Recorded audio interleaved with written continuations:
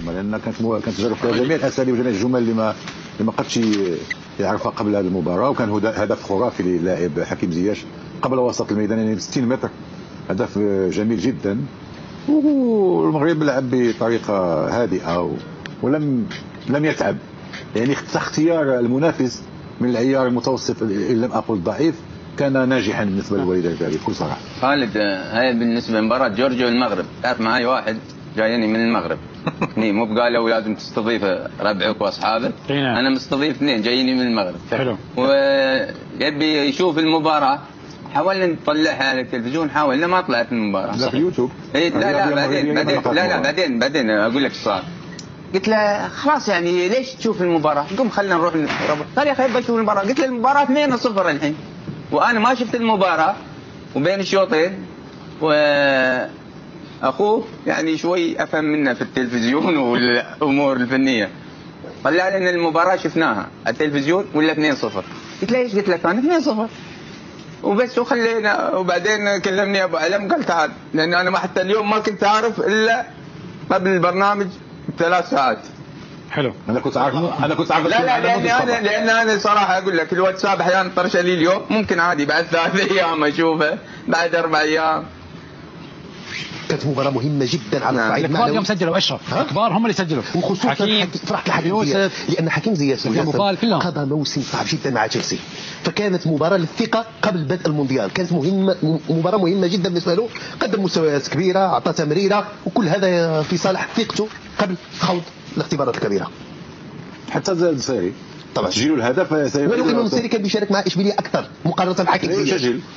المهم في هذه المباراه اليوم انه النصيري عاود رجع للتسجيل، وخصوصا من لقطه انه اللي منتظره كثيرا في المونديال هذا بالنسبه للمنتخب المغربي، وهي فتحت زياش من الطرف، فتحت زياش البحث على النصيري، رغم انه سجلها على مرتين لانه كانت تسديده العارف رجعها بوفال سدد يعني. ولكن لما تشوف المردود مباراه بوفال نصيري واملاح اليوم كانت مباراة قوية، والنصيري عارف انه المنافسة كبيرة جدا لأنه حمد الله رجع يعني أعطى دافع للنصيري انه هذه لاست شانس ليه، يعني آخر فرصة يا يثبت وجوده ويبدأ هذا المونديال كأساسي، أو سيعطي هو الفرصة. ليس بنفس الأسلوب. لا ولكن أسامة أنا اليوم نظن يعني خلينا نحرق شوية الأوراق. اليوم نظن أنه حتى الركراكي أخفى أوراقه. لماذا؟ أنا نظن أنه في بعض المباريات في الدور الأول ربما سيشارك الناصيري وحمد الله بال4-4-2 حتى يستغل الناصيري كمحطة وحمد الله إلى حوله، يعني تكون هذه اوبشن من العديد من الحلول التكتيكيه. لم يجربها اليوم. لا ما جربهاش، قلت لك هو يخفي اوراقه، لان الان كل المنتخبات مستحيل انها تلعب كل اوراقها في اخر مباراه. هو اليوم كان الدافع المعنوي، كانت الثقه بالنفس انه يفوز على جورجيا بثلاثيه، حيخلي المنتخب المغرب يدخل هذه المنافسه بمعنويات عاليه. ان شاء الله انه هذا المنتخب يوصل الى ابعد نقطه ممكنه وهو قادر عليها. حكيم على فكره في نقطه مهمه جدا سمحت لي ابو خالد، هي نتائجه في التصفيات. لعب 8 لقاءات، تعادل المباراه، دخل مرمى 3.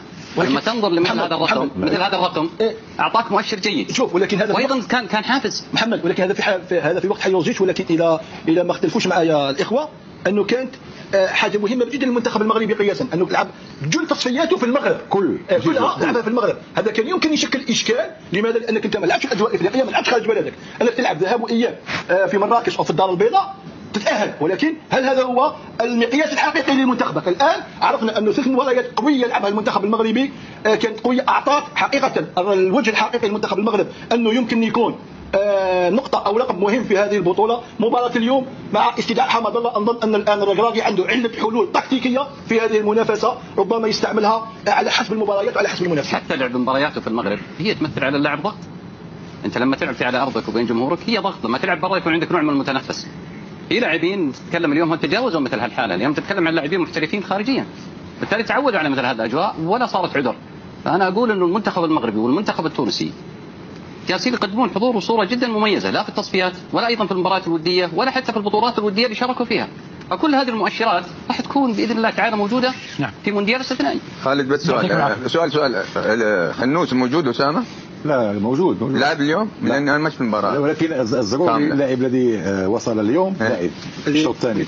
اريد ان احيي الجماهير المغربيه التي ملأت كل جنبات ملعب الشرقه، وهذا يحسب للجماهير المغربيه في الامارات العربيه المتحده. وعلى فكره من الامارات وحتى خارج الامارات، في النهايه عشاق المنتخب المغربي موجودين في كل دول الخليج، في الدول المحيطه. بس خالد لهم عدد كبير في الامارات اكيد، لكن بعد متابع المنتخب المغربي راح يتواجد معه اينما يكون. خالد بس شفت اللاعب اللي سالت عنه الحين انا فنوس هاي، شوف بعد سنتين ثلاث اذا اللاعب ما في اصابه ومجتهد على نفسه هذا يصير من افضل لاعبين العالم بعد سنتين ثلاث. كلام الدكتور لانه كلامه والله انا اقول لك، واللي يعني يقول كلام شيباني مش صحيح يدخل ويشوف ستايل اللاعب هذا كيف. يونس لحد الان بيدور على تصريح فؤاد. ادري انا لحد الان بيدور على تصريح. لا انا هذا يونس التصريح ما طلع. يونس انا تصريحاتي هنا في المجلس، برا المجلس ما عندي.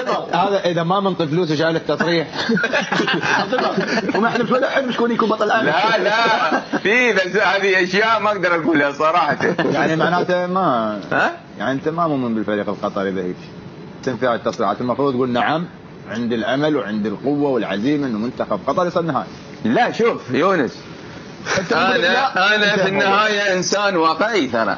اوكي قطر بلادي وانا اكيد اني اتمنى هذا الكلام، بس الواقع شيء واني اقعد اقول كلام مش صحيح ولا خارج الواقع شيء اخر. ايش تتوقع القطر؟ من؟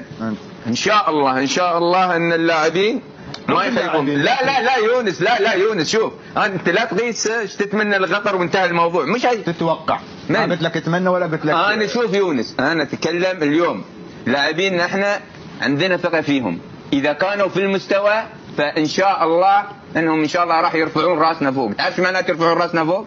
يعني يتاهلوا للدور الثاني وفي مجال ايضا، بس ان اهم شيء يكونون في المستوى اللي احنا عهدناهم عليه. المستوى انا اذا انطي كلمه يس انه ما اريدك يس او نو مش في هذا المجال يا كابتن يونس، لا في مجالات اخرى هني. لا اول شيء انت اللي تقول يرفع